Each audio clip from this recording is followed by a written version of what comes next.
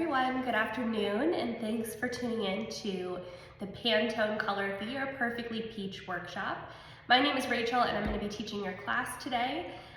For those of you who are tuning in at home, I'll talk you through the format of the class. So this is a lot like paint by numbers. We will talk you through step by step how to assemble a beautiful arrangement.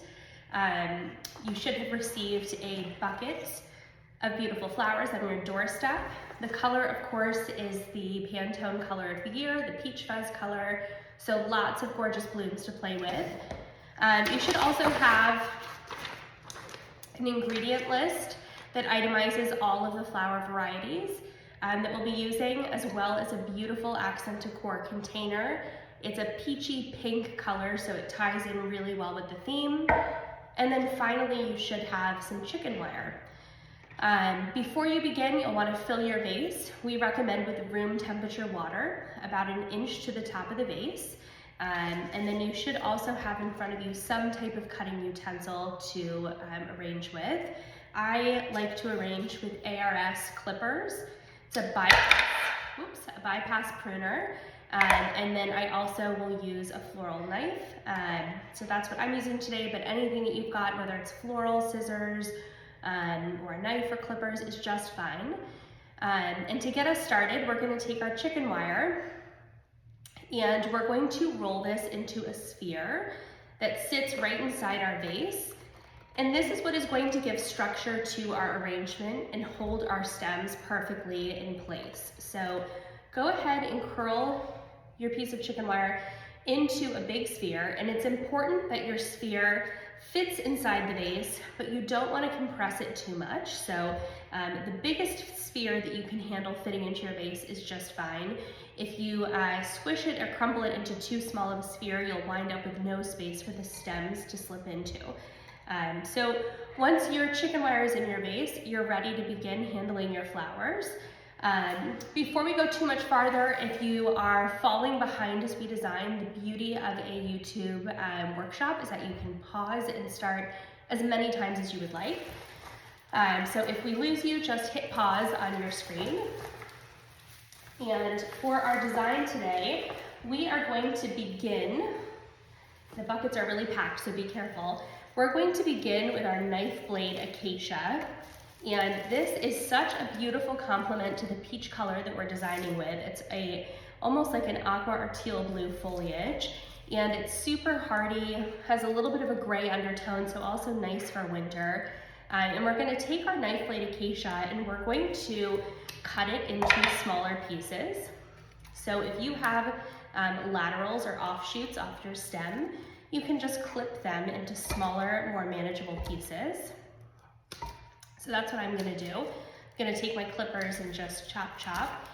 And once I've separated my stems into smaller pieces, I'm going to peel away any low-lying leaves that occur on the stem, leaving just the top portion of the stem with leaves, just like that. And so the naked portion of my stem is about 5 or 6 inches, which is a good height for the stem to slip into the vase and sit towards the bottom of the vase. And I'm just going to layer in this greenery to kind of trace out the shape of the design that I'm wanting to create. So I always like to create a slightly oblong cylinder arrangement. So I'm going to keep a little bit longer of a length on these two sides, and I'll keep my stems a little bit more trim and tucked on the other two sides. So I'm kind of envisioning a football shape. And this foliage really lends itself beautifully to creating that shape. Okay, so I'm just going to keep going.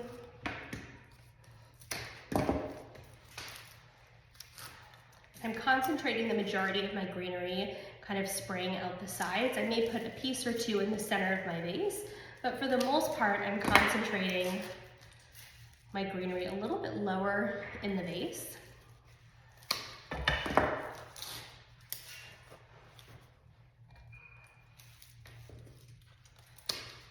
And knife blade acacia is really satisfying and nice to work with because the stem strips so cleanly, and it's a really long-lasting type of foliage, so we really love it. It's great for this time of year when you're looking for a little bit more of a muted green color. So we'll just keep adding.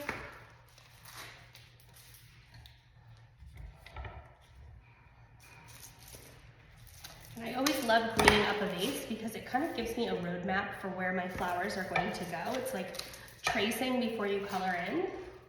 So it's very satisfying to do.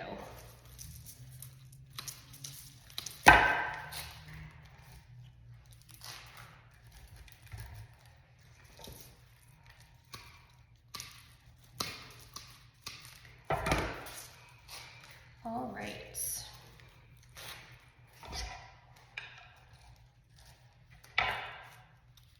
So I've got a few little pieces tucked in the center, but still plenty of open space for my flowers. And I'm gonna call it about right here. This feels like a good base amount of coverage for my acacia. The next thing I'm gonna reach for is my Dusty Miller foliage. And this is a beautiful silvery gray. We've got a couple of pieces in our bucket, and I'm just gonna cut my stem length to about 5 or 6 inches, which coincidentally is about the height of my vase. And I'm gonna tuck this in as well. Now, Dusty Miller is a greenery variety that can get a little floppy. So when I insert my Dusty Miller, I'm gonna keep it more towards the center of the vase. That way it's kind of propped up and leaning against something. So that's my Dusty Miller placement. And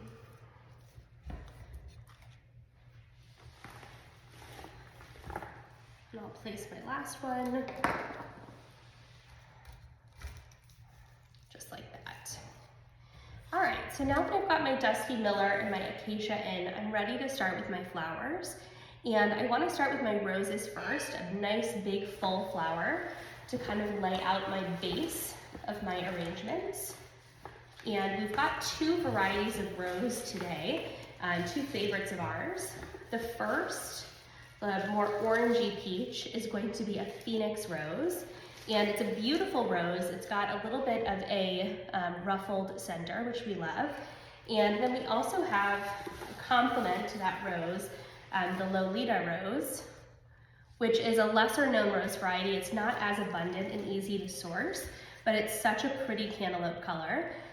So with all of our roses, we're going to begin by yanking off all of the all of the leaves. So we've got nice clean stems. So we'll start with that. We are very lucky that our roses today do not have thorns. So that's, oops, I just decapitated one. That's a bonus. And once all of the leaves come off, we're going to begin removing our petals. And when we handle our roses, we're going to be careful to not touch the face of the flower. That's the part of the flower that can bruise. So instead, we're going to handle just the outside perimeter. And we're going to take off all of the outermost petals that are showing damage from transport and packaging. So on this rose, for example, I needed to take 3 petals off, but it's going to depend entirely on the stem. Some roses require 3, 4, 5 petals to come off. Others only require 1. So we're just going to take it case by case and just clean these stems up.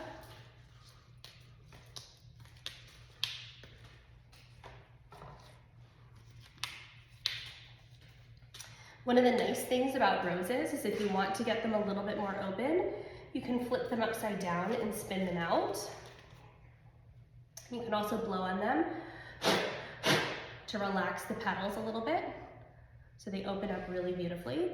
That's a trick that really only works on roses and kind of peonies, but other than that, most flowers do not respond to being blown on. So a good rose hack. And once we've got all of our petals cleaned, we're going to go ahead and start placing them in the vase. So for stem length, since our vase is about 5 inches tall, I'm going to recommend that we leave the green part of our stem about 5 to 6 inches in length. And we're going to start just placing where we've got nice big openings. And as you insert your rose stems, you want to make sure you're inserting them at a little bit of an angle. So not straight up and down, but more at a 45-degree angle so that you can see the pretty part, the face of the rose. As you cut, you also want to make sure that you're doing nice angled cuts. So you can see, I'll come around a little closer, that you're opening up a lot of the bottom of the stem. That's the part of the flower, the pith, that does the drinking for the flower. So the more of a surface area you open up, the better your rose can drink and the longer it will live. So make sure you're working with nice deep angled cuts.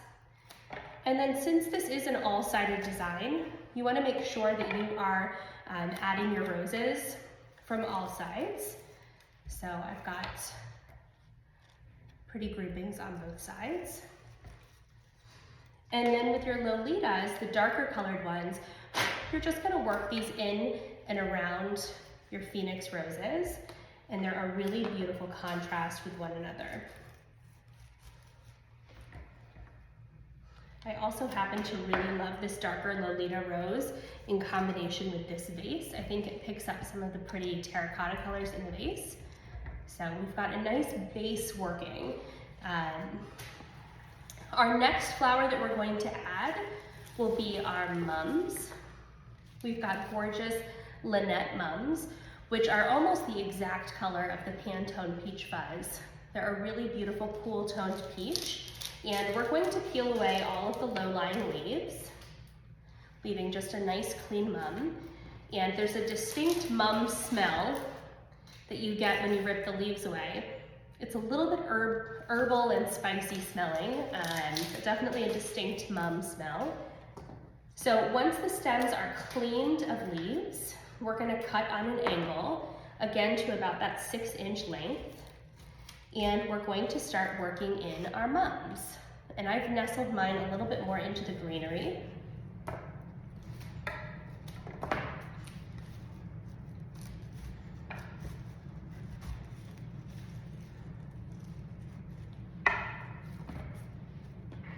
And these are such awesome space fillers. They're nice and big and fluffy. And mums are not a flower that we used a ton of up until recent years.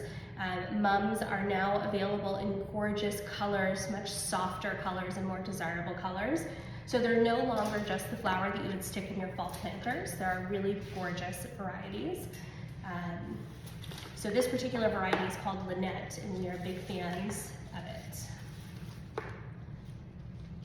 Next up, we've got gorgeous Bali spray roses. And again, this is a cool toned peach spray rose. And when we handle our spray roses, we're going to just peel away all of our foliage. So we've got a nice clean stem. And once foliage is off, we're going to examine our blooms. If we have guard petals on our spray roses, we're going to just peel those away as well. So just cleaning up. My spray roses look to be in pretty good condition, so there's not a ton that I need to remove. Spray roses come pretty tight from a wholesaler, so this is a pretty closed spray rose, but over the course of the next day or two, this arrangement will really open beautifully. So these will get quite a bit larger and look a lot more impressive. So we're just gonna nestle these in. I like to put them a little bit lower down in the arrangement, closer to the baseline.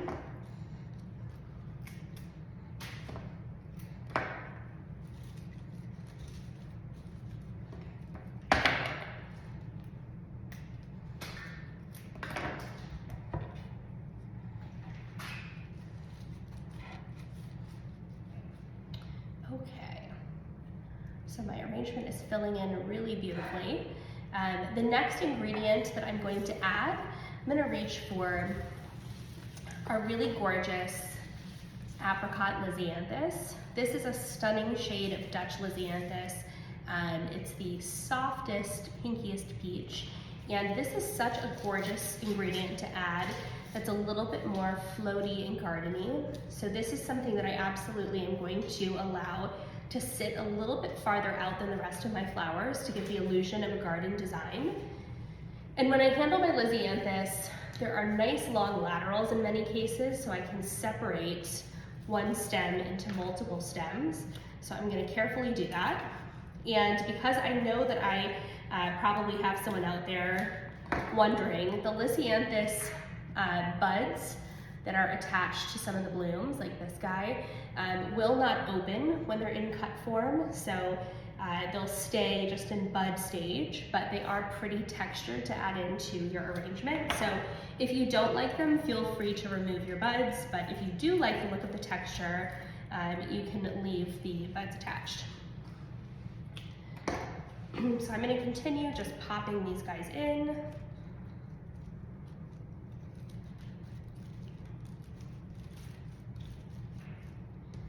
And I'm just letting them sit a little bit farther out than my big focal flowers, like my roses and my mums. And we're going to echo this same line of design with our sweet pea and our ranunculus that are coming. So we're going to let those be a little bit more bouncy and playful as well.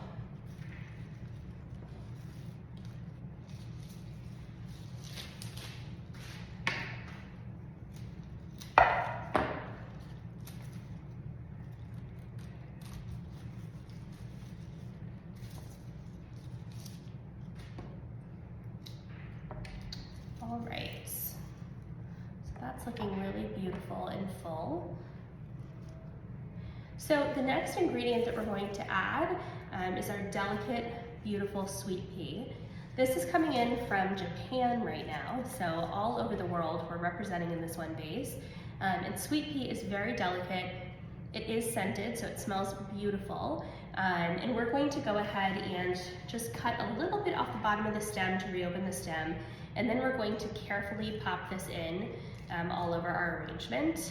In order for the sweet pea to not look messy, I tend to place my sweet pea in the same way that we placed our greenery at the beginning.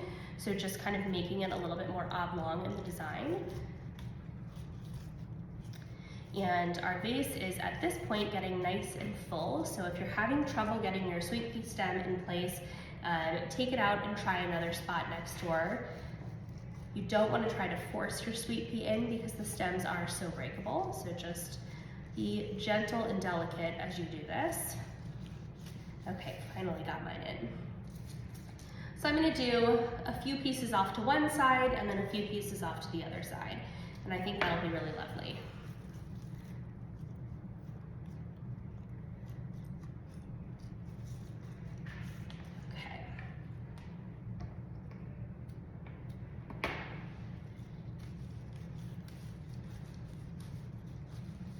All right, so that's my sweet pea, and you can see I've let it sit out a little bit farther. It's definitely a little bit more gardeny, and I think that's lovely.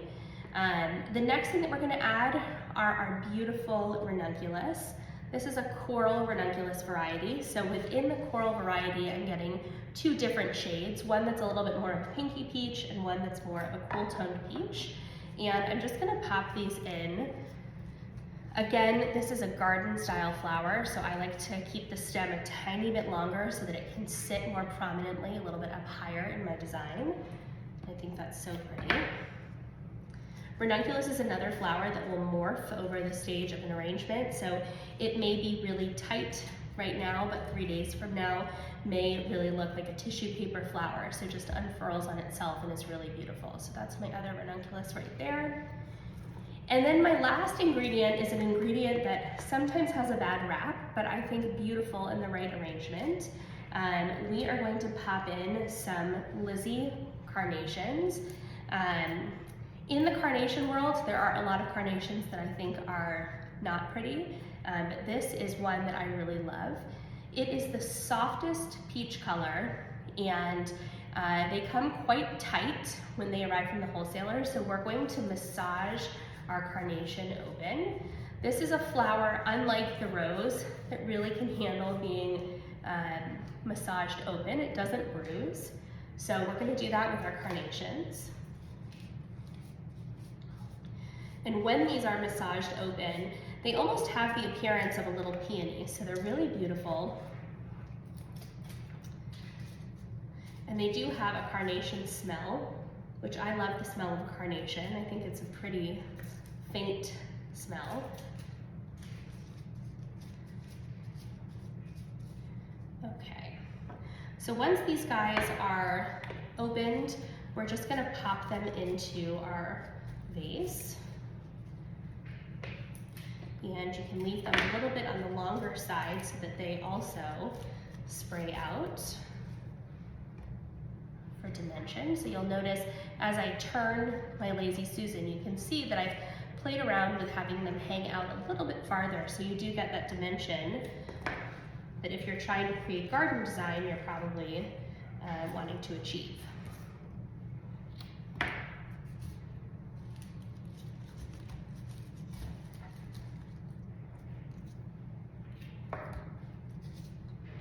All right.